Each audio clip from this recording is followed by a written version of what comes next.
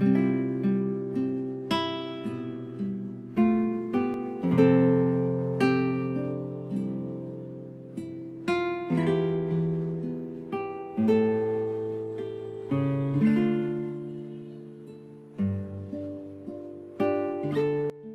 mabuting balita ng Panginoon ayon kay San Lucas.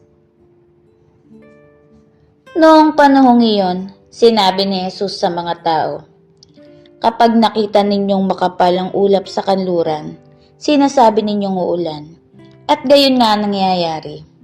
At kung umihip ang hanging timog, ay sinasabi ninyong iinit, at nagkakagayon nga, mga mapagpaimbabaw. Marunong kayong bumasa ng palatandaan sa lupa't sa langit. Bakit hindi ninyo mabasa ang mga tanda ng kasalukuyang panahon? Bakit hindi ninyo mapagpasiyan kung alin ang matuwid? Kapag isinakdal ka sa hukuman, makipag-ayos ka sa nagsakdal habang may panahon.